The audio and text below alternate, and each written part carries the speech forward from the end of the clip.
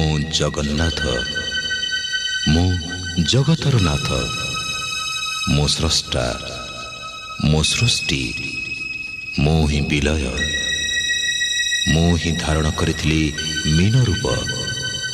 ମୁଁ କଚ୍ଛପ, ବରାହ, ନରସିଂହ, ବାମନ, ପରଶୁରାମ, ରାମ, ବଳରାମ ଏବଂ ବୁଦ୍ଧ। ମୁଁ ହିଁ ସୃଷ୍ଟି କରିଥିଲି କୁରୁକ୍ଷେତ୍ରରେ ମହାଭାରତ। ମୁଁ କେବଳ ମୁଁ, ଆଉ ମୁଁ ହିଁ ଆସୁଛି କଳ୍କି ରୂପରେ।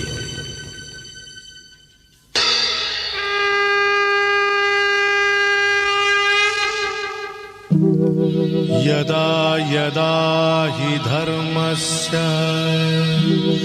ग्लानिर्भवति भारत अभ्युत्थानमधर्मस्य तदात्मानं सृजाम्यहम् परित्राणाय साधूनां विनाशाय च दुष्कृतां धर्म संस्थापनार्थाय संभवामि युगे युगे। नमस्कार, मैं हूं श्री चंद्रशेखर। शिव शक्ति में आप सभी का स्वागत है। अभी तक हम देखते आए हैं पास्टर्स, मिशनरीज से लेकर एक आम ईसाई तक हर कोई हमारे धर्म ग्रंथों का मजाक उड़ाते आए, हमारे भगवानों का अपमान करते हैं, हमारे क्षेत्रों में घुसकर हमारे ही धर्म को गलत और शैतान कहते हैं। आप माने या ना माने, हमारे हिंदुओं का खामोशी ही उनका ताकत बन चुका है। जिस भगवान, जिस धर्म में जातिवाद, घृणा, नफरत भरा है, तुम लोगों को क्यों वहां जाना है? क्या मार खाना तुम लोगों को पसंद है? गाली सुनना पसंद है? नहीं है ना? तो क्यों जा रहे हो? क्या दूसरे धर्म, दूसरे मजहब, दूसरे मंदिर, मस्जिद, चर्च नहीं है? यीशु मसीह सिखाया है प्रेम करने के लिए। वो नफरत नहीं कर रहा है, घृणा नहीं कर रहा है, बात फैला के पुकार रहा है, बुला रहा है, आओ। तो तुम लोग मार खाने के लिए जा रहे हैं मंदिर के अंदर।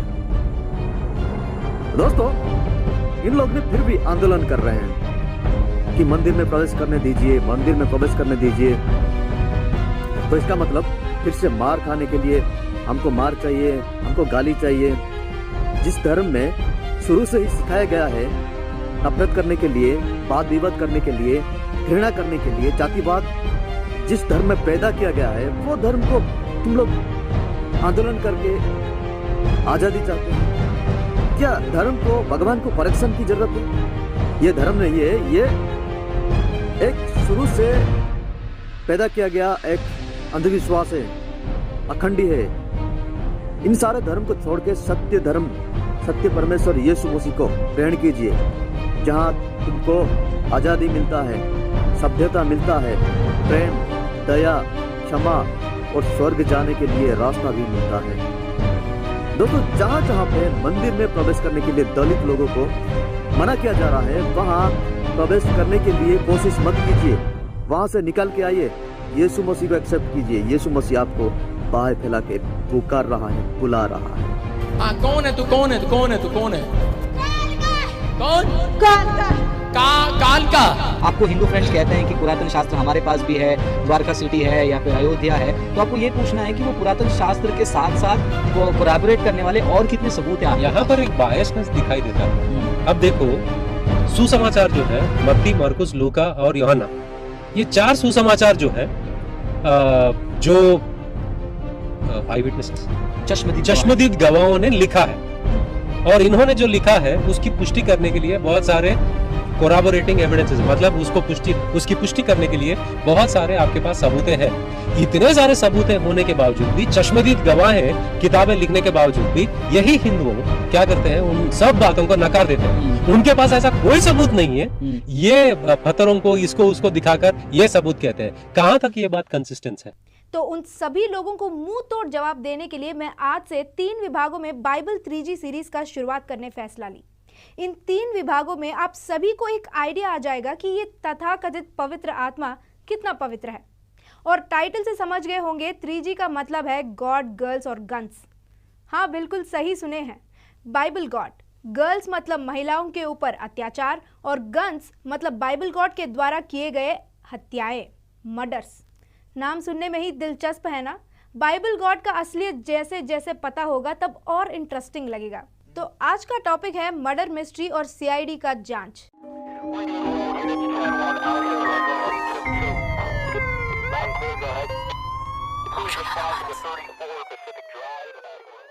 अब पवित्र बाइबल ग्रंथ के व्यवस्था विवरण अध्याय 21 में से पढ़ रही हूं, ध्यान से सुने।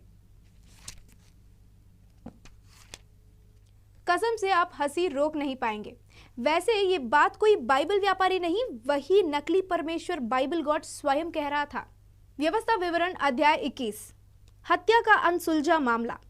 यदि उस देश के मैदान में जो तेरा परमेश्वर यहोवा तुझे देता है किसी मारे हुए का शव पड़ा हुआ मिले और उसको किसी ने मार डाला और यह पता नहीं चले, वहां पर एक मर्डर हुआ था, लाश जमीन पर पड़ी है, तब बाइबल गॉड कह रहा है अगर किसी को पता नहीं कि किसने ये हत्या की तो आगे पढ़ते हैं, तो तेरे पुरनिये और न्यायी निकलकर उस शव से चारों ओर के एक एक नगर की दूरी को नापे। तो यहाँ पर क्या करना चाहिए? बड़े और न्यायी जहां पर वो लाश पड़ा है उस लाश के चारों ओर के एक एक गांव का दूरी नापे। तब जो नगर उस शव के सबसे निकट ठहरे उसके पुरनिये एक ऐसी कलोर ले रखें जिससे कुछ काम ना लिया गया हो और जिस पर जुआ भी ना रखा गया हो।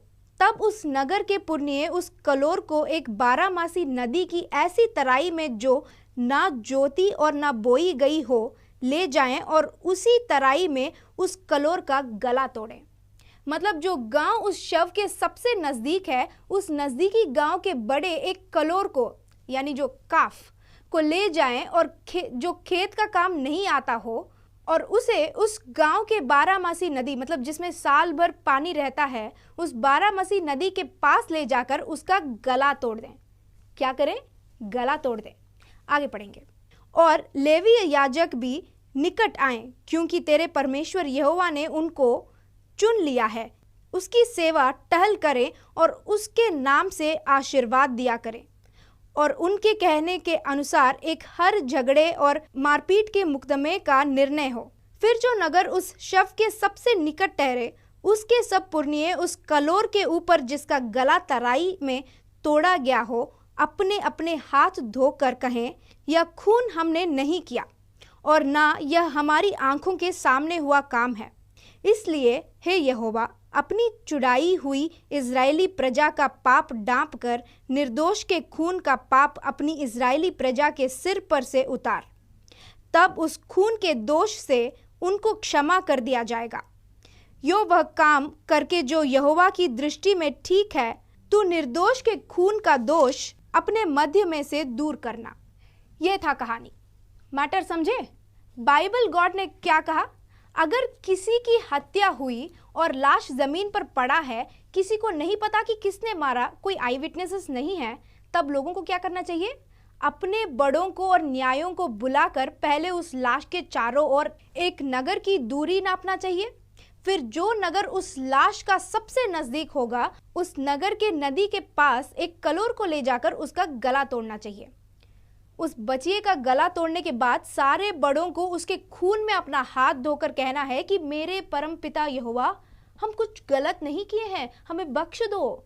ऐसा प्रार्थना करना चाहिए। फिर यहोवा कहेगा चल चल ठीक है, माफ कर दिया। यह है हमारा पवित्र आत्मा यहोवा का CID इंक्वायरी। कितना बेवकूफ है ना इनका खुदा का CID का जांच। इमेजिन किसी ने एक हत्या किया और मर्डरर हत्या करने के बाद उस लाश को किसी और गांव में फेंक कर चला गया।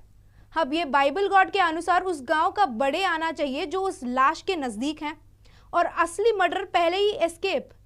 खत्म, bye bye, tata, good bye, गया। फिर वो बुढ़े आकर क्या करेंगे? एक बच्चे की गला तोड़कर मार देंगे। इससे किसी को कुछ फायदा हुआ? नहीं। असली मर्डरर को वैसे भी छोड़ दिया और ऊपर से किसी मासूमों को लाकर उनके साथ एक और हत्या करा दिया। ठीक है, कुछ देर तक हम मान लेंगे कि उस गांव का ही कोई उस हत्या किया, या वही इंसान जो हत्या किया वो वापस आकर एक बच्चे की गला तोड़कर उसके खून में अपना हाथ धोकर झूठ बोल देगा कि यहोवा मैं ये हत्या नहीं किया। जो बंदा हत्या कर सकता है उसके लिए झूठ बोलना थोड़ी ना बड़ी बात है।